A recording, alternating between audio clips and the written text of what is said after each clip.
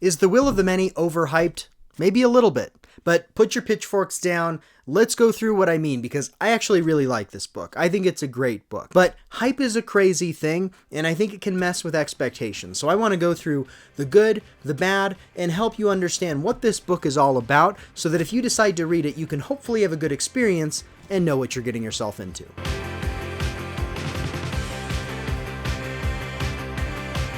The Will of the Many is about a young man named Vis, who is an orphan. His family was executed. He's actually a prince, or a former prince, of a nation that was taken over by the hierarchy, which is this government, this oppressive government that controls a lot of the known world in this book. And because of that, he is on a quest for revenge, but he doesn't really have any resources. And so this is a story about Vis trying to find his way, infiltrate his way into an elite academy that trains up-and-coming senators and military members of this hierarchy. And if he can get into this academy and train with the best, he can maybe be elevated into one of the top positions within the hierarchy and take it down from the inside. That's kind of the setup of this story. Is the first book in the Hierarchy series, which is a new series by Eilington. He wrote the Licanius trilogy prior to this. That was kind of his debut foray into publishing, and a lot of people love Licanius. I actually haven't read it yet. My first Eilington book was The Will of the Many, but then 2023 rolls around and Will of the Many comes out, and this kind of takes the internet by storm. I know this blew up on Book Talk quite a bit. I think this kind of blew up here on YouTube as well, from what I remember. And the hype train just kind of ran away with it. Now, I will say, this was one of my favorite fantasy reads from 2023. Not my favorite. My favorite read of that year was The Grace of Kings, which is just a phenomenal novel. This was really good, though. It was in my top, I think, 4 or 5 fantasy books that I read that year. And so part of the reason I wanted to make this video is because I've heard a lot of people, one, love this book, and they go on to sing its praises. I've heard so many people say, like, how this is the best fantasy book ever written, things like that. And then I've heard of people who hear all of these grandiose claims, they go and read this book, and they're disappointed, and they don't enjoy their experience. Now, obviously, some people are just not going to like any given book, and I think there are people who, for one reason or another, are not going to vibe with The Will of the Many. Some of the common complaints I hear, let's start there. Let's start with the complaints, the negatives of this book. And then we can talk about the positives and set some realistic expectations, because I think if you go into this with moderated expectations, you might really enjoy yourself. The first negative that I often hear about this book is related to character. And there's kind of 2 different aspects of character that people tend to critique. The first is that Vis, our protagonist, is kind of a Mary Sue, Gary Stu. Like, he's really good at a lot of things. He picks things up very quickly. He's very capable, and he often is successful pretty quickly at any given thing that he's trying. I can't remember specifically if this is true, like, of every instance. There's definitely challenges and setbacks that he faces, but he's definitely one of those characters who's just, like, really good at everything, and you kind of just need to be okay with that. I will say, this is not a review where I'm going to talk much about the second book, but I think in the second book we start to have some challenges related to his temperament and other things that make him maybe a little bit less of a Gary Stu or whatever. I personally am not too bothered by Mary Sue's if the overall story's good. I think that trope is not that big of a deal. If the world is interesting, the plot is interesting, and there are some challenges still thrown in the way of a capable protagonist. But that is a common complaint that I hear. And so if you're one of those people who you just can't stand a character who might come across as a Mary Sue, know that you might get some of that in this, and that might be a turnoff for you. The other thing related to character that I often hear is that people don't super closely connect emotionally with this or with any of the side characters. That might be a bit of an extreme statement, but I think there is some truth to that. I was interested in this, and there is 1 or 2 side characters in particular by the end of this book that I was emotionally invested in, but this is not like a super character heavy work. This isn't something like Realm of the Elderlings or, Dresden Files or something where the character work is a big part of what's pulling you through. Characters obviously matter. There is character work in here, but it's not a strong suit of the book, in my opinion. Another complaint I sometimes hear about this book is the school setting, and I think that's mostly a personal taste thing. If you're not a big fan of like a school setting or a magic school, there's a little bit of that trope here. Like I said in kind of the synopsis, this is going to this academy that trains senators and military folks when they're teenagers so that they can become the best of the best and go on to control and lead the hierarchy.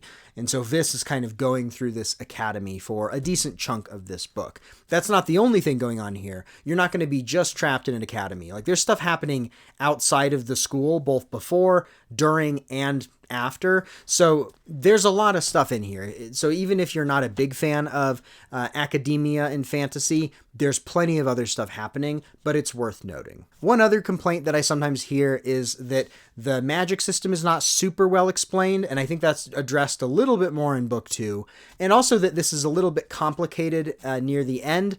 There are some changes to the status quo. I don't want to give anything away, but there are some changes to kind of your expectation of what the story is doing that is maybe a little confusing at first, but is also really interesting. So I think that's kind of a pro and a con. So that's going to lead me into the pros of why this is a really cool book. First of all, you can invert everything I said. If you like academia, magic school settings, if you like very capable characters, you're going to be having a good time anyway. But another thing is the ending of this book is really interesting. I think this is a satisfying conclusion to this first book, but also it kind of changes the structure of what you think this story is going to be. I'm not going to say anything about it, but there are some twisty elements that are genuinely really interesting that set up book 2 to be structurally a little bit different than this first book, as it really expands the world of the hierarchy. And so I think that is really interesting. And if you like cool endings, if you like big questions in your epic fantasy, this is going to give that to you. Another thing I really liked is the Roman-inspired flavor of the world. It's not exactly Rome, but very Roman-inspired. There's kind of rankings and hierarchy of like these military members, and a lot of the terminology is very Roman-inspired. There are architectural kind of Roman aesthetics with pillars and things like that, colosseums where these events and games happen. And then one of the things I really loved is the academy is located on this island, and at a few places around the island there are these ruins, ancient ruins, and of course there are questions about what are these ruins, what was going on there, what answers might these ruins have for our characters about kind of the wider mystery of what's going on. Because of course the hierarchy being oppressive is part of the story, but there's a more epic fantasy thing going on too, where other things are at play. There are other events brewing. And I always love that in a fantasy book where you have kind of the main conflict, but there's a bigger conflict behind the scenes, and you're just getting little hints and tidbits of that kind of fed to you as you go through kind of the primary conflict in the early books. So you get that kind of thing here. It's super good. There's also a lot of interesting magical technology. I haven't even talked about the magic system. So the magic system is this thing called will, which you might gather from the title. Will is like your willpower. And the people at the top of the hierarchy are gathering little bits of will from people all across the empire. And the lower you are, the more of your will you seed up to the top. And so the people at the top are collecting will from hundreds, if not thousands of people. This gives them superhuman abilities, both physically and mentally. And there are some interesting like force-like abilities that people can even have based off of this will. And then the will also interacts with the technology, which is really cool. There are these giant flying contraptions called transvects that are powered by will. And so these giant obelisk type ships fly through the sky using will to kind of propel them and triangulate them. So I always love it when a fantasy book can use magic and connect it to technology in a believable way that fits in world and isn't too anachronistic. And I think this does this really well. Like it doesn't take you out of it. It doesn't feel too futuristic or out of place, but it fits the technology and magic kind of fusing together in a really interesting way. And what's cool is the magic system and some of these technologies that are supported by will, by the magic system, are technology from a previous era, a bygone era, which is another fantasy trope I love, like old technology from people who came before you that's not fully understood now. So it's kind of using that trope as well. There's a lot to love here. And I think a lot of the pieces and tropes I mentioned are things that have been done before, but I think this is all put together in a really unique and interesting package that becomes very much its own thing. And then especially with some of the choices that Islington makes at the end of this book that kind of propel you into the second one, this really takes on its own identity, is a very fascinating epic fantasy. And I think James Islington is incredibly creative with his world building and his plots, and I'm excited to see what he does with this. I think he is a very talented author. And so yeah, those are the pros and cons. I don't think this is the best fantasy book ever written.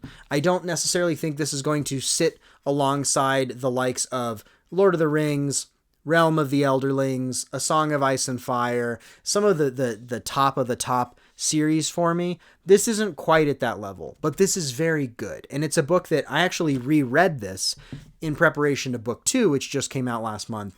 And it's good enough that I was willing to reread it, and I'm excited to continue this series. James Islington is basically an auto-buy author for me at this point, so I think that says enough. I think you should moderate your expectations a little bit. Don't go in expecting the next Lord of the Rings or whatever, but go into this expecting to have a good time and maybe be surprised a little bit. And I think if you moderate those expectations, you're going to have a lot more fun with this. And then instead of feeling like maybe this book was overhyped, you're going to walk away thinking that was awesome. I see why people love it. And you'll be ready to dive into book 2. So have you read The Will of the Many? What did you think about it? Let me know in the comments, and like and subscribe because I'm going to make a video very soon about The Strength of the Few and whether or not I think it lives up to being a sequel to this book, because that built a lot of hype. This was such a popular book that everybody was waiting for the sequel, and I have thoughts on the sequel that I will drop on the channel soon. So, as always, I hope you have a great time reading, and thanks for watching.